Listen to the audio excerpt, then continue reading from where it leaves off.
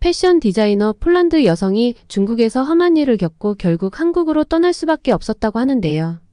그녀는 대체 무슨 짓을 당했길래 중국을 떠날 수밖에 없었을까요? 이번 사연 시작합니다. 안녕하세요. 저는 35세 패션 디자이너 아가타입니다. 어렸을 때 작은 폴란드 마을에서 자라면서 저는 항상 중국이 신비로운 곳이라고 생각했어요. 고대 사원, 화려한 축제, 그리고 옛날 이야기를 들려주는 지혜로운 노인들로 가득 찬 곳일 거라고 상상했죠. 황제, 전사, 신화 속 용에 관한 책들을 읽으며 중국은 나에게 마치 마법 같은 세상처럼 느껴졌어요. 그곳에 언젠가 가고 싶다는 꿈을 키웠죠. 내 머릿속에서 중국은 전통과 현대가 아름답게 조화를 이루는 완벽한 곳이었어요. 나이가 들면서 중국에 가고 싶은 꿈은 사라지지 않았어요. 오히려 더 강해졌죠. 특히 패션 디자인에 대한 열정을 발견하면서요. 저는 중국이야말로 문화와 창의성을 결합할 수 있는 곳이라고 믿었어요. 저의 독창적인 디자인을 새로운 관객들에게 선보이고 어쩌면 패션계에서 이름을 알릴 수 있을 거라 생각했어요. 그러던 어느 날 중국으로 일하러 갈 기회가 찾아왔어요. 마치 꿈이 이루어진 것 같았죠. 이 기회를 놓칠 수 없었어요. 저는 붐비는 시장을 거닐고 새로운 원단을 발견하며 그 나라의 풍부한 역사에서 영감을 얻을 거라 상상했어요. 이곳에서 저는 빛날 수 있을 거라고 생각했어요. 옷뿐만 아니라 저는 가방에 희망과 기대, 성공에 대한 꿈을 가득 담았어요. 중국 전통 요소와 현대적인 스타일을 결합한 옷을 디자인하는 저의 모습이 눈앞에 그려졌어요. 이곳에서 제 커리어의 결정적인 순간을 맞이할 것이라고 확신했어요. 중국은 제가 크게 성공할 곳이 될 거라고 믿었죠. 하지만 비행기에서 내리는 순간 뭔가 이상하다는 걸 느꼈어요. 공항은 제가 상상했던 것과 전혀 달랐어요. 우아하고 평화로운 느낌이 아닌 시끄럽고 혼잡하며 혼란스러웠어요. 사람들은 어디론가 바삐 움직이고 서로를 밀치며 제가 거의 알아듣지 못하는 언어로 소리치고 있었어요. 밖에서는 경적 소리가 끊임없이 울렸고 저는 그 소음과 혼란에 압도당했어요. 이건 제가 꿈꾸던 중국이 아니었어요. 완전히 다른 세상이었죠. 공항을 떠나 새로운 아파트로 향하는 길에 제가 내린 결정의 현실이 서서히 다가오기 시작했어요. 저는 집에서 멀리 떨어진 낯선 나라에 있었고 모든 것이 낯설었어요. 거리는 사람들과 차, 자전거로 가득 차 있었고 모든 것이 혼란스럽게 돌아가고 있었어요. 마치 거대한 혼란 속 작은 물고기가 된 기분이었어요. 하지만 이건 시작일 뿐이고 시간이 지나면 나아질 거라고 스스로를 다독였어요. 그러나 일도 쉽지 않았어요. 패션 회사에서 일하는 것에 들떠 있었고 제 창의력과 노력만으로 성공할 수 있을 거라 생각했죠. 하지만 곧 모든 게 그렇게 간단하지 않다는 걸 깨달았어요. 사무실에서 거의 모든 사람이 중국어로 대화했고 저는 몇 마디 기본적인 표현을 배웠지만 대화를 따라가는 데 어려움을 겪었어요.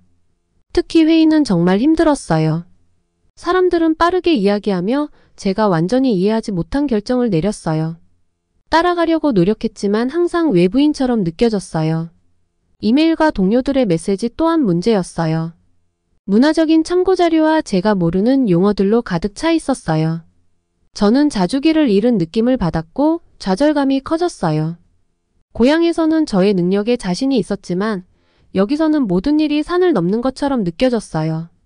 저는 점점 자신감을 잃기 시작했고 내가 큰 실수를 저지른 게 아닐까 생각하게 되었어요. 가장 큰 충격은 성공이 단지 재능이나 노력만으로 이루어지지 않는다는 사실이었어요.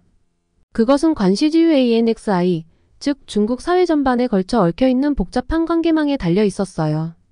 중국에 오기 전에도 관시에 대해 들어본 적이 있었지만 그 중요성을 제대로 이해하지 못했어요. 좋은 디자인이나 신선한 아이디어만으로는 충분하지 않았어요. 진짜 중요한 건 누구를 알고 있느냐였고 그 사회적 네트워크를 얼마나 잘 파악하고 있느냐였어요. 저는 곧 제가 여러 면에서 외부인이라는 걸 깨달았어요. 저는 그 네트워크 속에 있지 않았고 그 없이는 앞으로 나아가는 데 어려움을 겪었어요. 프로젝트에 온 마음을 쏟았지만 번번이 나의 디자인은 무시되거나 거절당했어요. 저의 디자인이 나빠서가 아니었어요. 그저 나는 올바른 사람들 속에 속하지 않았기 때문이었죠. 4명 그룹이 모든 것을 통제했고 저는 그 안에 들어가지 못했어요. 프로젝트를 이룰 때마다 실망감은 점점 커졌어요. 긍정적인 마음을 유지하려 했지만 시간이 지날수록 현실은 제가 생각했던 것보다 훨씬 냉혹했어요. 아무리 열심히 일하고 노력을 기울여도 저는 성공의 벽을 뚫지 못했어요. 몇 달 동안 노력하고 실패를 거듭한 후 저는 감정적으로 지쳤어요. 처음 중국에 왔을 때 느꼈던 설렘은 사라지고 좌절감만 남았어요. 저의 꿈은 처음엔 그렇게 빛나고 희망으로 가득 찼었지만 이제는 산산이 부서졌어요. 돌아보면 제가 너무 순진했었다는 걸 깨달았어요. 중국이 내 모든 꿈을 이루어줄 거라고 생각했지만 그 대신 현실의 냉혹함을 보여줬어요. 성공은 단지 열정이나 재능만으로 이루어지는 게 아니었어요. 그 세계를 이해하고 그 규칙을 파악하는 것이 중요했어요. 저는 그걸 알지 못했고 이제 그 대가를 치르고 있었어요. 중국은 나의 운명이 아니었어요. 제가 성공을 찾을 곳이 아니었죠. 오히려 제 꿈이 산산이 부서진 곳이 되었어요. 무더운 7월 오후 끈적거리는 더위가 피부에 달라붙고 숨이 막힐 듯한 날씨였어요. 저는 몇 달 동안 완성한 컬렉션의 마지막 손질을 하면서 손이 살짝 떨리고 있었어요. 이번이 바로 그 순간일 거라고 믿었어요. 모든 것이 변하는 순간. 상하이 패션쇼는 세상에 제가 만든 디자인을 알릴 기회였고 마침내 제가 무엇을 할 수 있는지 모두가 보게 될 무대였어요. 수많은 밤을 지새웠고 의심의 순간들과 고민 끝에 고른 모든 청과 바느질이 이 순간을 위해 준비됐죠. 하지만 뭔가 이상했어요. 처음엔 사무실에서 들리는 작은 소문들이었죠. 거의 알아채기 힘들 만큼 미미했어요. 들었어? 그 사람 스폰서랑 연줄이 있대. 그 사람 삼촌이 이사회에 있다고 하던데. 이런 말들은 애써 무시하려고 했어요. 믿고 싶지 않았어요. 제 작업이 제 능력을 말해줄 거라는 희망을 간절히 붙잡았죠. 소문에 휘말릴 시간이 없었어요. 저는 모든 디테일에 빠져 완벽함을 추구했죠. 하지만 마음 깊은 곳에서 작은 목소리가 저에게 패배를 예감하고 있다고 속삭였어요. 발표 당일이 되었어요. 밖의 공기는 눅눅하고 무거웠고 저의 긴장감은 그 어느 때보다 심했어요.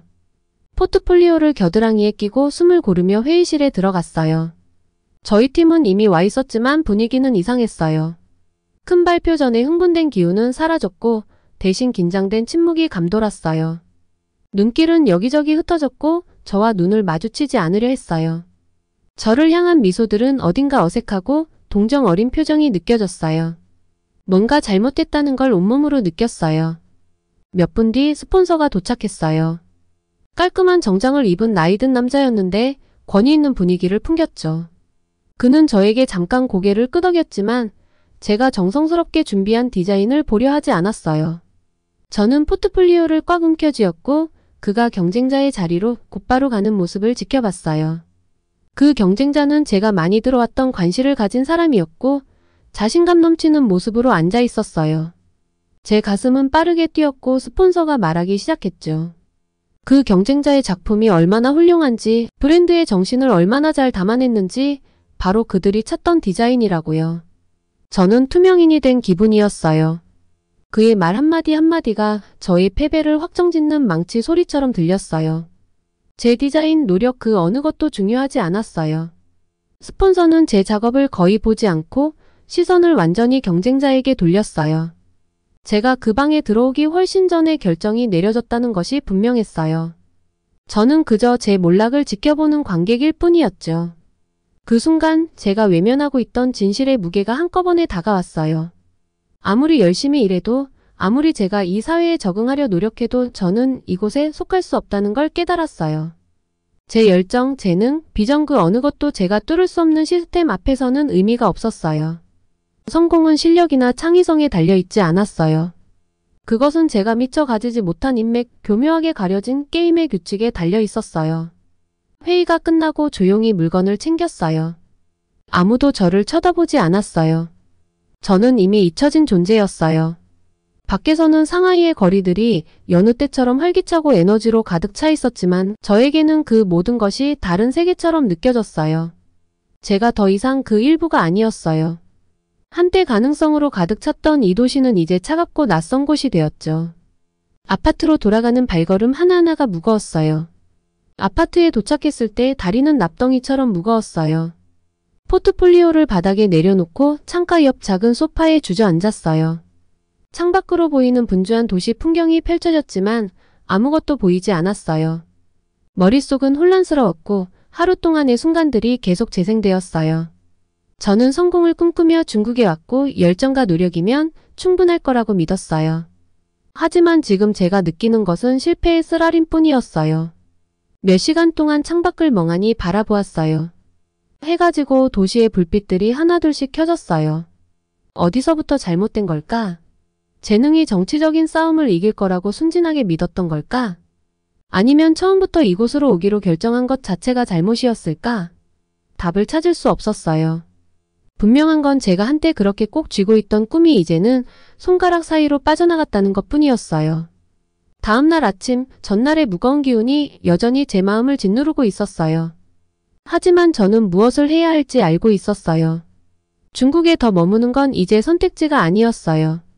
한때 무한한 기회로 가득 차 보였던 이곳은 이제 내 창의력을 억누르고 내 영혼을 짓밟는 감옥처럼 느껴졌어요. 저는 떠나야 했어요. 다시 시작할 수 있는, 숨 쉴 수 있는 새로운 곳이 필요했어요. 한국. 그것이 저의 탈출 계획이었어요. 익숙하면서도 새로운 시작을 제공할 수 있는 곳이었죠. 한국의 패션씬이 성장하고 있다는 소문도 들었고 그곳에서 제가 다시 자리를 잡을 수 있을지 궁금했어요. 앞날에 무엇이 기다리고 있을지 몰랐지만 여기서는 더 이상 있을 수 없다는 건 분명했어요. 중국은 저를 무너뜨렸고 이제 저는 내 자신을 다시 일으켜 세워야 했어요. 마음이 무거웠지만 떠날 준비를 했어요. 떠나는 날 이별 파티도 없었고 특별한 작별 인사도 없었어요. 그저 저 혼자 가방을 싸고 한때 그렇게 많은 약속을 품었던 나라의 작별을 고할 준비를 했어요. 비행기에 올라 상공에서 상하이를 마지막으로 바라보았어요. 이곳은 저의 운명이 아니었어요. 하지만 어쩌면 한국이 저의 새로운 시작이 될지도 모른다는 생각이 들었어요. 서울에 처음 도착했을 때 기대는 크지 않았어요. 중국에서의 실망스러운 경험 덕분에 기대치를 낮추는 법을 배웠으니까요. 한국은 중국 바로 옆에 있었으니 비슷한 문제와 도전이 있을 거라 생각했어요. 하지만 비행기에서 내리자마자 한국은 예상치 못한 방식으로 다르다는 걸 느꼈어요. 가장 먼저 느낀 것은 공기였어요. 더 깨끗하고 상쾌했으며 마치 무언가 새로운 것이 시작될 거라는 약속을 담고 있는 듯 했어요. 거리는 상하이와 달랐어요. 사람들이 질서정연하게 줄을 서 있었고 도시가 분주한 만큼 어딘가 더 차분하게 느껴졌어요. 서울 자체가 저에게 여기서는 뭔가 다를 거야라고 속삭이는 것 같았죠. 물론 여전히 긴장감은 있었어요. 중국에서의 일이 있은 후 저는 또다시 실망을 마주할 준비를 하고 있었어요. 똑같은 외로움과 좌절감을 느낄 것만 같았어요. 그러나 제가 마주한 건 그와는 반대였어요. 어디를 가든 사람들은 저에게 따뜻하게 인사했어요. 그들의 상냥한 태도와 미묘하지만 진심 어린 존중은 저를 편안하게 만들었어요. 마치 우주가 저에게 두 번째 기회를 주는 것처럼 느껴졌죠. 새 직장에 첫 발을 내디딜 때 저는 최악의 상황을 대비했어요. 기대하지 않겠다고 마음을 다잡았죠. 하지만 예상과 달리 한국에서의 직장 생활은 중국에서 경험한 것과 완전히 반대였어요. 동료들은 친절했고 프로페셔널하면서도 접근하기 쉬웠어요. 그들은 저를 외국인이나 외부인으로 대하지 않았어요. 오히려 저를 그들의 일원으로 받아들였죠. 제 의견이 무시될 거라고 예상했지만 한국에서는 제 생각을 진지하게 들어주었어요. 회의에서 저의 의견을 물어보며 제가 생각해낸 아이디어를 소중하게 여겼어요. 단순한 예의상 듣는 것이 아니라 그들은 진심으로 제 말을 듣고 있었어요. 저의 동료들은 제 작업물을 존중했고 나의 전문성을 신뢰했어요. 저는 더 이상 배경에서 보이지 않는 디자이너가 아니었어요. 팀의 일원으로 인정받고 있었죠. 가장 예상치 못했던 건 동료 혜진과의 우정이었어요. 그녀는 패션 업계에서 오랫동안 일한 경험이 많은 디자이너였는데 처음 만난 순간부터 저를 돌봐주었어요. 처음엔 망설였어요. 너무 빨리 신뢰하거나 다른 사람에게 의지하는 것은 위험하다고 배웠으니까요. 하지만 혜진의 친절은 진심이었고 시간이 지나면서 저는 그녀에게 마음을 열기 시작했어요. 혜진을 통해 저는 한국 문화를 깊이 이해하게 되었어요. 그녀는 제게 지역 전통을 알려주고 함께 수많은 한식을 나누며 그 음식들에 담긴 의미를 설명해 주었어요. 저는 항상 새로운 문화를 탐험하는 걸 좋아했지만 그녀의 도움으로 한국의 진정한 모습을 경험할 수 있었어요. 그녀는 저에게 개인적인 관계에서뿐만 아니라 직장에서도 조화가 얼마나 중요한지를 가르쳐 주었어요. 한국에서 인간관계가 중국처럼 권력 구조나 복잡한 인맥으로 형성되지 않는다는 걸 깨달았어요. 여기서는 상호 존중과 신뢰, 그리고 균형을 이루려는 마음이 관계의 바탕이 되었어요. 한국에서는 누군가를 아는 것이 중요한 게 아니라 다른 사람을 어떻게 대하고 팀에 얼마나 기여할 수 있는지가 중요했어요. 혜진 덕분에 저는 다시 패션에 대한 열정을 되찾기 시작했어요. 오랜만에 영감을 느꼈어요. 한국에서의 패션은 단순한 유행이나 겉모습에 그치지 않았어요. 그 안에 더 깊은 무언가를 표현하려는 의미가 있었어요. 저는 미묘한 아름다움과 우아함을 중시하는 한국 문화 속에서 다시 창의성을 발휘할 수 있었어요. 한때 정치와 거절로 인해 억눌려 있던 창의력이 다시 살아나는 것을 느꼈죠. 한국에서 작업한 프로젝트들은 달랐어요. 저의 아이디어를 인정받기 위해 싸울 필요도 없었고 자리를 차지하려 했을 필요도 없었어요. 제가 만든 디자인은 환영받았고 저의 목소리는 사람들에게 닿았으며 저는 처음으로 제 경력에서 실제로 영향력을 발휘하는 기분을 느꼈어요. 저는 상처받은 마음으로 중국을 떠나 깨진 꿈을 안고 한국에 왔어요. 하지만 조금씩 서울은 저를 다시 일으켜 세워줬어요. 돌아보면 중국을 떠난 건 최고의 결정이었어요. 그것은 제가 실패했기 때문이 아니었어요. 그저 나에게 맞지 않는 장소였던 거죠. 반면 한국은 예상치 못하게도 집처럼 느껴졌어요. 사람들의 따뜻함, 직장에서의 존중, 그리고 조화와 균형을 중시하는 깊은 문화적 가치들. 모든 것이 제가 성장할 수 있는 환경을 만들어줬어요. 어느 저녁 제 아파트 발코니에 서서 빛나는 서울의 야경을 바라보며 평온함이 밀려왔어요. 현대적인 고층 빌딩과 전통적인 궁궐이 어우러진 도시는 제가 미처 알지 못했던 아름다움을 품고 있었어요. 저는 이곳이 내 인생의 새로운 장의 시작임을 깨달았어요. 이제는 더 이상 저를 막는 장벽 없이 제가 열정을 마음껏 추구할 수 있는 새로운 장이 펼쳐졌어요. 한국은 제가 잃어버렸던 것을 나에게 다시 돌려줬어요. 바로 희망이었어요. 한국은 단지 저의 경력에 새 출발을 준 것이 아니었어요. 그보다 훨씬 더 깊은 치유를 가져다 줬죠. 중국에서 보낸 시간은 저의 직업뿐만 아니라 건강에도 영향을 미쳤어요. 끊임없는 스트레스, 실패감, 그리고 감정적으로 지친 상태가 제 몸을 서서히 망가뜨리고 있었죠. 늘 피곤하고 여기저기 아팠지만 그저 일상의 일부라고 생각하며 무시했어요. 하지만 한국은 조용히 제가 그동안 외면해왔던 문제들을 마주하게 만들었어요. 처음으로 저희 상태가 이상하다는 걸 알아차린 사람은 혜진이었어요. 우리는 이미 가까운 친구가 되었고 직장 안팎에서 함께 시간을 보냈어요. 그녀는 제가 얼마나 자주 피곤해하는지 약속을 취소하거나 하루를 버티기 위해 애쓰는 모습을 보고 걱정했어요. 처음에는 그녀의 걱정을 가볍게 넘겼어요. 저는 불편함을 참고 몸의 경고 신호를 무시하는 데 익숙해졌으니까요. 하지만 혜진은 끈질기게 나를 병원에 가보라고 권유했어요.